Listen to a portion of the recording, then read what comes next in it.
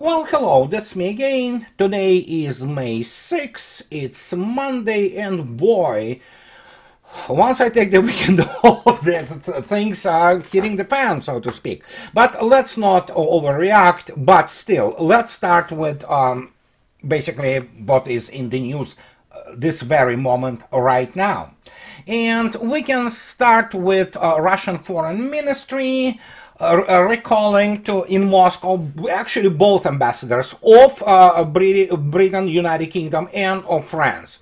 And on May 6, as Minister of the Foreign Affairs of Russian Federation reports, Ambassador to Moscow Nick Casey was summoned to the Russian Foreign Ministry and strongly protested over British Foreign Minister David Cameron's recent statements in an interview with Reuters about Ukraine's right to strike Russian territory with British weapons. And here comes this change of the tone. And the change of the tone is very simple. The ambassador was told that the Russian side views Cameron's words as evidence of a serious escalation and confirmation of London's growing involvement in military operations on the side of Kyiv. Casey was warned that any British military facilities and equipment on the territory of Ukraine and beyond could be a response to Ukrainian strikes with the use of British weapons on the territory of Russia. And the question now is this beyond word. Well, guess what? It has been explained to Mr. Casey, because obviously Mr. Cameron and British elites, they are stupid because they are produced in the, much wanted by basically degree mills in Oxford and elsewhere. They do not understand normal English or for that matter Russian language, and so it has been explained to them on fingers that we have the situation with Royal Air Force, which has the base in Cyprus. You know what? It could be attacked.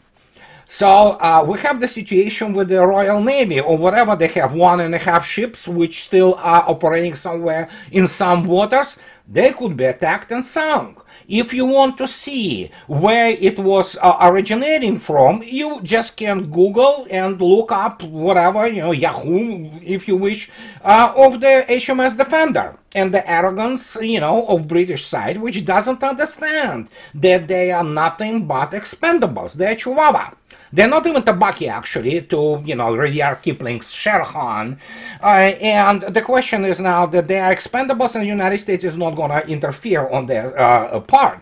And the same was probably told to French ambassador that, what, if things continue this way, now we are talking about actually France also probably getting some of its naval assets sunk if they will continue to do with what they are doing. And you have to understand, Britain actually is taking the lead in terrorism against Russia and Russian citizens. They inspire it, they conceive it, basically because that's the only thing they know in Sandhurst and all those Royal Military Academies, because they obviously have no experience with real war, and they are cowards anyway. They will not face the real war at all. I mean, they will be annihilated. So, and as was already stated in previously, Russia will be talking only to the United States. And of course, with the situation of Mr. Zelensky and his cabal, practically all of the political elite of Ukraine, starting from 2014, being now charged with criminal offenses. That means what? Russia is not gonna talk to anybody from Ukraine. There will be only talks between United States and Russia. And again, United States are not that, proverbial Rudyard Kipling's Sher Khan. It is pretty much diminished now to not the tiger, to something less than that. And I'll be talking about this shortly, but the point is, it's ultimatum to Europeans who present no value for Russia and Russians whatsoever, except for the narrow strata of the immigrants who live there. Other than that, I mean, yeah, there are good people in Europe, we understand that. There are many good people in United Kingdom, but you know what, sorry guys, this is the issue of the European Union being a cannon fodder for the United States. And obviously Russians understand that even behind the, which is pathetic, forces of the United Kingdom, there is still United States. But then again, you have these people like, Cameron, like Boris Johnson, or, Liz Truss, or Rishi Sunak. You can see the educational and cultural level, or rather lack thereof. And the ultimatum has been issued, so let them try now and see what happens. Russians are very patient, but once they go off the, so to speak, reservation, then there you go, don't mess with that. And of course, Russia can squeeze United Kingdom, whatever, as I already stated, as chihuahua, it's pipsqueak. So this has been issued. Now we have this idiot, and the name of the idiot is Jeffries. He is the guy from the from minority speaker in the House. And look what he talks about. The guy is a lawyer. He's a very good lawyer, evidently, but because he is stuck with the Democratic Party, that tells you a lot, albeit, again, it makes very little difference in terms of the foreign affairs for the United States, because most of them are neocons and they are aggressive ignoramuses. And the guy is a complete ignoramus, as 99% of the US Congress are, and actually in Pentagon, pretty much now that's what we have the situation developing now. And so here's the guy talking to NBC, and he's talking, we can let Ukraine fall because if it does, then there is a significant likelihood that America will have to get into the conflict, not simply with our money, but with our service women and servicemen, Jeffrey said in an interview with Nora O'Donnell for 60 Minutes. Jeffries explained that he believes that Russian President Vladimir Putin seeks to recreate the Soviet Union, and in doing so will threaten NATO allies. I don't know what he smokes, or what type of hard drugs he consumes, obviously, or whatever substances he abuses, but I mean, he obviously knows absolutely nothing. He knows nothing about Russia and Vladimir Putin, or Russians who do not want any Soviet Union. Neither does Putin, actually. So, but obviously the guy also is completely ignorant, as it is the case for most US politicians and their political scientists and their pundits about warfare. He doesn't even understand what the composition of forces is required for the United States to even try to, send whatever the service women and servicemen to Ukraine, because no matter what United States will perform, even under the most favorable conditions that United States will be allowed, which is not going to be the case, to pre-assemble the force for, like, I don't know, year and a half, that's what it will take. Yeah, even that force will be annihilated. And it's how to explain it? You have literally petulant children, ignoramuses, low cultural level. You cannot have a high cultural level if you hang around with New York, for example, or Washington. There is nothing to really raise your culture, to put it mildly, except for some kind of the second hand, essentially, attributes of the, once fine European culture. But that's about it. These people are morons, essentially, and they are morons top bottom, and they do not understand what they are talking about. And here we have to actually get to the point of why, this all really, matters, and how to put it politely. Let's start with the technical part of it. When I say, and especially with the Russia conducting now the nuclear exercises, but keep in mind, those are non-strategic nuclear exercises. What does it mean non-strategic? Non-strategic means that it doesn't use strategic delivery systems with the nuclear weapons.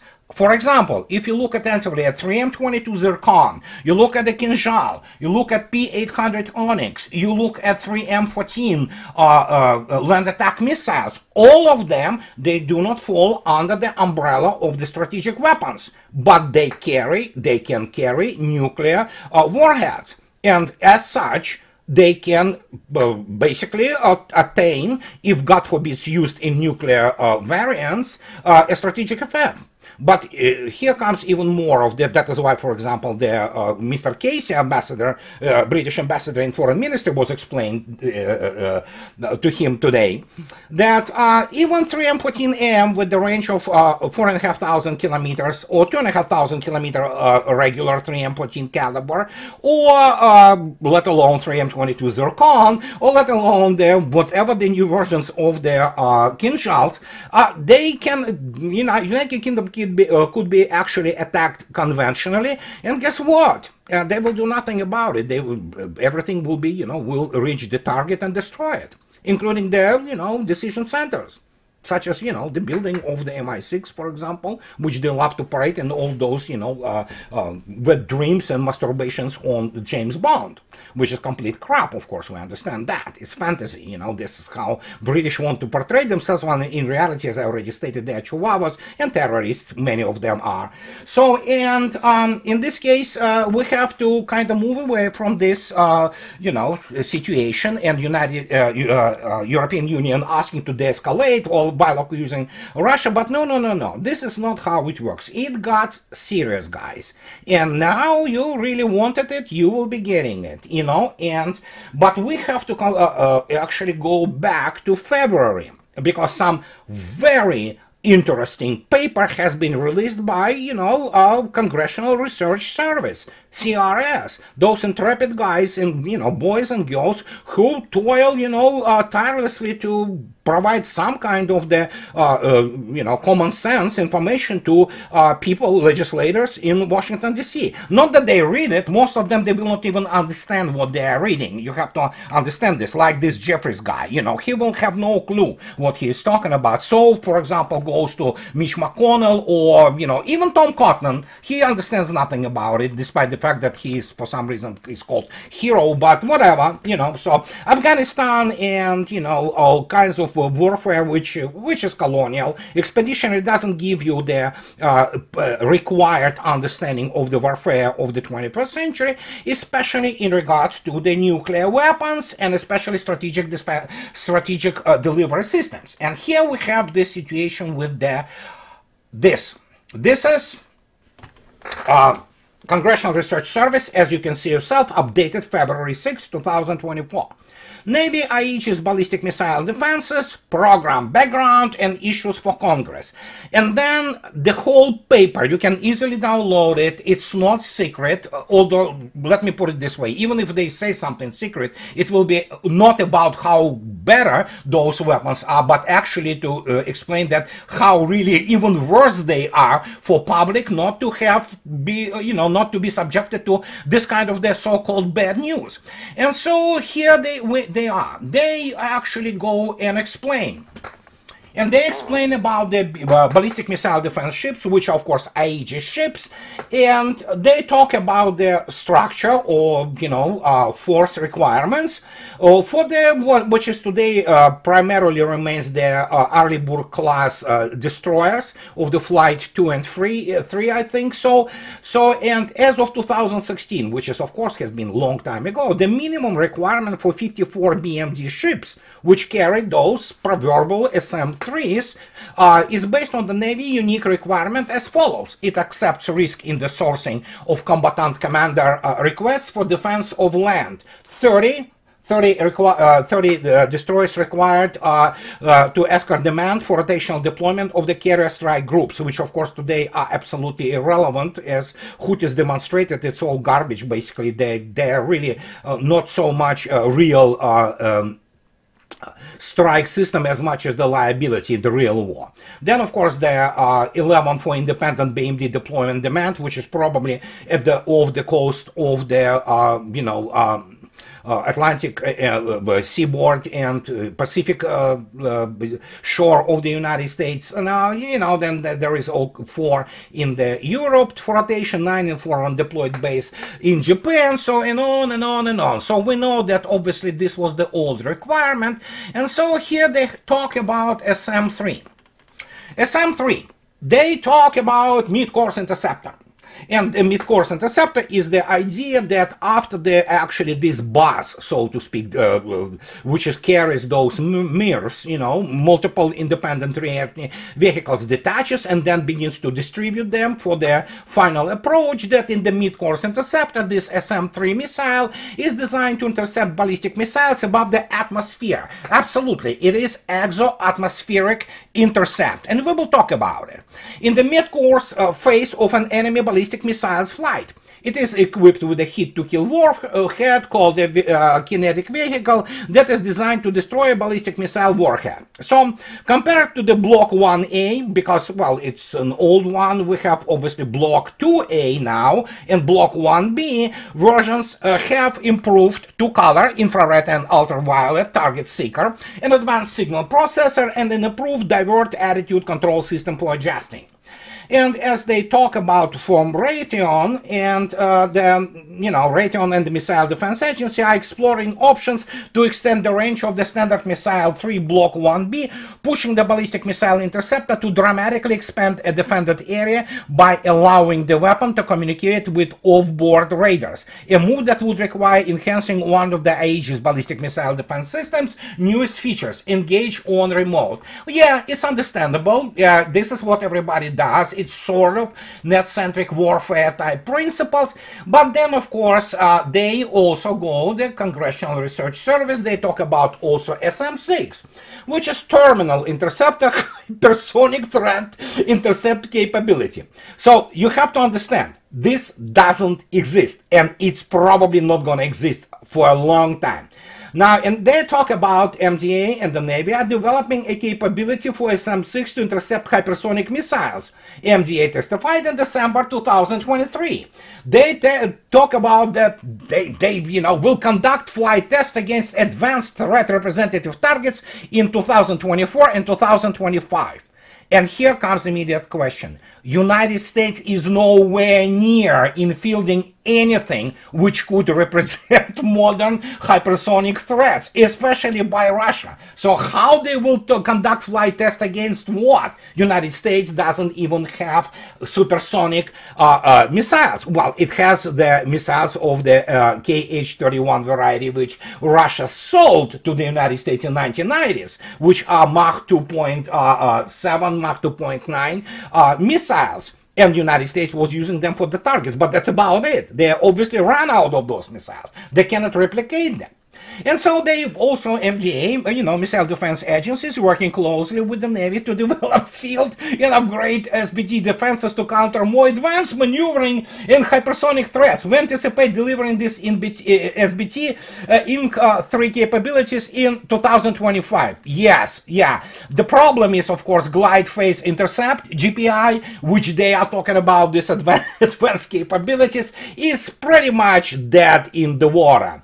And so they, as you can see yourself, they plan the IHC-based GPI plan for the delivery in 2034. Sure, we all believe that. Look at the development of their actually frigate project by Fincantieri, and even that thing is now dead in the water for the United States Navy.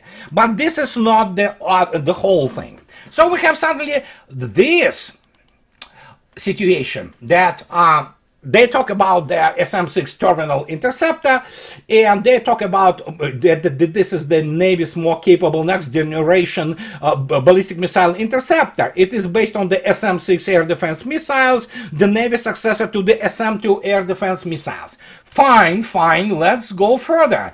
And here we have that thing. And this is a shocker.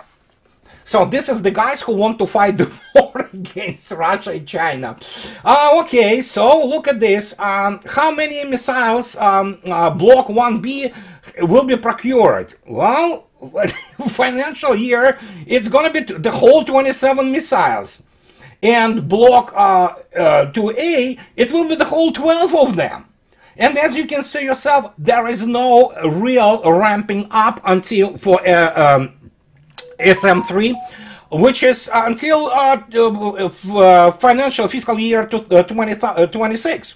What can I say? Yeah, sure, like in this proverbial thing, either sheikh will die or the donkey. So, and yeah, you can put any number there. I doubt that they will be there. And as you can see yourself, Block 2A, they produce only 12 missiles a year. This is absolutely ridiculous. So these are the guys who want to fight a serious war. And suddenly, after the strike of Iran, at Israel, they need to update, you know what, and replenish all those stocks.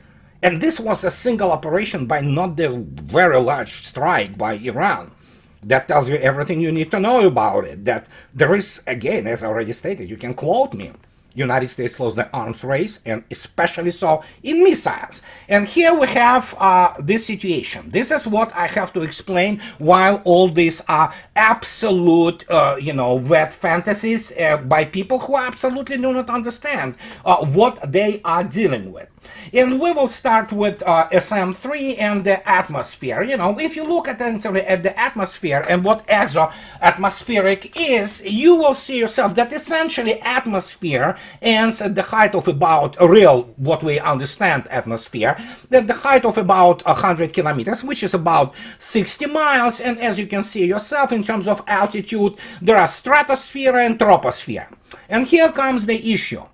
Most strategic weapons which Russia already deploys, it is the only country which does this, they all fly either in troposphere or at the lower edge of the stratosphere. What I'm talking about here is the demonstration, for example, of how the Avangard gliding vehicle, which flies up to 27 Mach, people say even more, has been shot, you know, launched from the Dombarovsky, you know, range in the Orenburg area, and flew in the Kamchatka, which is 6,100 kilometers, and that's just the part of the capability of Avangard, and nobody knows really the real range of Avangard. There are all kinds of rumors, and people say that it can fly up to 20,000 kilometers, so who knows? And actually it is controlled weapon system.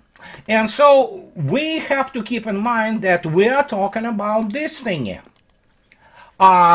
This one is, as you can see yourself, on the in 2022, before Sarmat went into the front line or first line service. This is the missile which has no analogs in history. And Russians use the word energovooruzhenность, which is literally translates as the energy armed. There is nothing out there which even touches it in terms of what it can do. And here's what the chief of the strategic missile forces of Russia already then, 2 years ago, stated.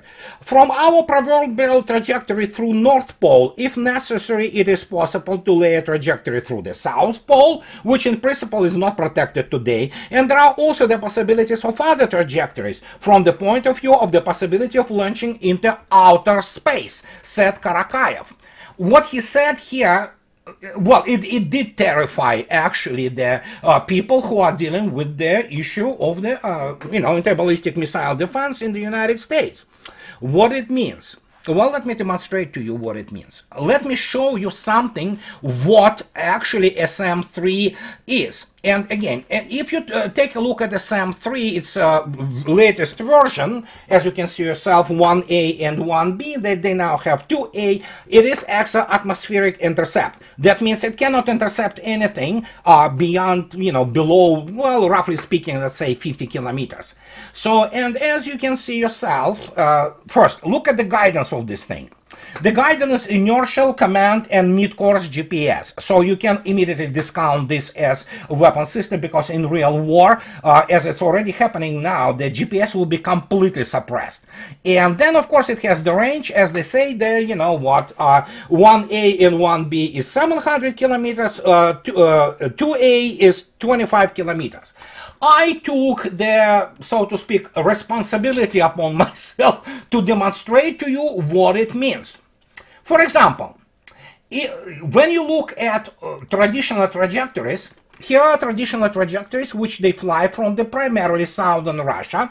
A lot of the strategic forces in silos allocated actually in that area, which is close to Kazakhstan. But then again, Russians are now placing avant-gardes on their mobile complexes, so it really doesn't matter what they try to do. But as you can see yourself, the trajectory over the North Pole, you can see yourself.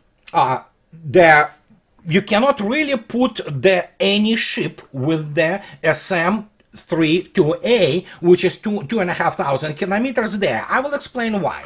Let's say we have Sarmat, which launches and then flies through the South Pole. What does it mean? Here it is. Roughly speaking, if you take a look at this, the only way, we know it's not going to happen. All this is primarily marketing and BS to sell weapon systems which do not work. We already saw everything we needed to know in Israel. But look at this. Even if they put their number of Aegis ships, for example, into Arabian Sea, you will see yourself that I deliberately use the radius of 2,500 kilometers, alleged range of the SM-32A. By the time they will be able to intercept anything which is theoretically over Uzbekistan, they will be dealing with the avant-gardes which already will be in flight over the South Pole. But there is another thing, of course. Then we have the situation which nobody knows the elevation at which SM-32A intercepts. No, it doesn't intercept at the height of 1,500 kilometers. It's probably somewhere around 500 to 400 kilometers elevation. And here's the issue. Sarmat can simply fly into space and then will go, over the South Pole, and then it will release, whatever the avant-gardes whenever it needs to. So at that time, it's basically all this BMD or ballistic missile defense becomes absolutely irrelevant. Not to mention the fact that there is nothing in the United States arsenal which can actually compensate for the lack of what I told about energovooruzhenность, energy-armed missiles, interceptors. They will not be able to intercept avant-garde, period. There's nothing there. So, but if you go, for example, again, if you go over the polar trajectories, for example, towards Canada and where NORAD facilities are, it still doesn't matter. You see why? Because 2,500 kilometers range circle here makes no difference whatsoever, for a simple reason that Arctic Ocean, well, very few American ships can go there, and then, of course, if you take a look attentively, they immediately, even if you imagine that somehow they can position themselves at the, well, which is impossible, at the North Pole, obviously, there is an ice, and yeah, climate change evidently is a thing for people who really believe this, BS about the Arctic Ocean, which actually have a lot of ice, and it's not ice-free, as was promised by those people. But so, well, not that I do not deny the climate change. Climate is changing. I deny the anthropogenic issue of the climate change. That means that people are the main cause of it. It's complete BS. And, well, it's non-scientific BS for, And so, what you have here, even if you have ships, somewhere over Greenland, they're still not going to be able to intercept anything because, as you can see yourself, the square or the rectangle of the RBSN, which is Strategic Missile Forces, if it launches even through Sarmat or any other type of the ballistic missile, by the time they will enter into this circle, theoretical circle, avant-gardes will be released already, and they will be maneuvering, and there is no way they can intercept anything. And here is the issue. The problem for them in the case of war, God forbids, as you can see yourself, the Kola Peninsula, there is Northern Fleet and submarine forces which will simply sink all those ships. So simple as that. And after that, avant-gardes released and they fly, and good luck, intercepting them. Of course, it sounds horrifying, but it is what it is. And then if that hasn't been enough, there is, those, well, not tacit really, but admissions about this. As Aviation Week reports that Pentagon slows and adopts long-range hypersonic defense plan. It was April 16. It was actually almost 2 months after this Congressional Research Service paper. And look at this. The US will take even longer to field a purpose-built long-range hypersonic defense system, expected by 2030s. I can tell you immediately, it would absolutely mean nothing. For a simple reason, by the time the new generation of the hypersonic weapons, which Russia is developing and is fairly open about it, will be deployed, and it just renders United States missile defense absolutely useless. And Mr. Mann, who is the military analyst, he is former Marine Corps officer, and he is actually observant, so to speak, of this whole development, and he is talking about his experience when he was working on the acquiring MRAP, you know, those vehicles for the US Army. And because if you keep writing something that's unobtainium, which, you know, it just confounds everybody, and you can't afford it. It doesn't arrive on time. That said, maybe that requirement is still valid. And he's talking about those strategic capabilities on hypersonics. Even so, the long-range hypersonic threat presents a considerable technological challenge. The Missile Defense Agency's spending plans for the hypersonic defense system still pale in comparison to interceptor program focused primarily on the ballistic threats, which we already know has been absolutely rendered useless. However, the technical challenge posed by maneuverable hypersonic missiles is higher, Mann said. And yes, it is much more difficult, if possible, at this stage for the United States to intercept anything maneuverable with the hypersonic speeds, especially gliding vehicles, which fly in the pretty much atmosphere or troposphere. This is really, really super hard, he noted. And we thought ballistic missiles targets were hard. We thought low elevation targets were hard, and anti-air warfare. This maneuvering hypersonic thing is confounding and defying the laws of physics in so many ways. And that is really what I've been writing and telling about since 2016, actually, when it became clear that both Zircon and the Kinzhal, and now you have avant-garde strategic weapon systems, are going to be placed and, you know, basically and deployed in the first line. And here we are today.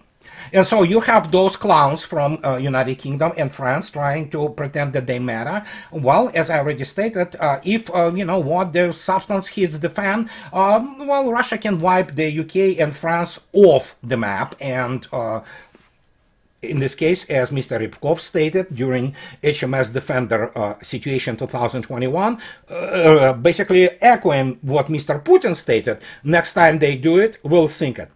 Simple as that. Well, I think so. This time has come, and it's about time for United Kingdom to pay the price for their stupidity or recklessness and, you know, low cultural and intellectual level of its elites, because they are ignoramuses. And, well, as for the United States, and after the Mr. Zelensky and all his cabal, starting from the early times, including Mr. Avakov, who actually one of the major perpetrators of the atrocity in Odessa. Then, of course, Mr. Turchinov, Mr. Poroshenko, the so-called president, they all are charged now as war criminals.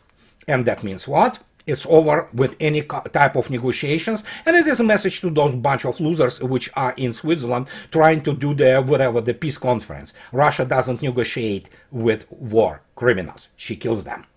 And that's what I wanted to tell you guys today for this wonderful day. And as always, those who like what I do, please subscribe to my channel. And those who, you know, can afford it, please support me on, you know, Patreon or Buy Me a Coffee too. I would really appreciate this. That will be it for today. Thank you very much, and have a nice week in front of you. Bye-bye.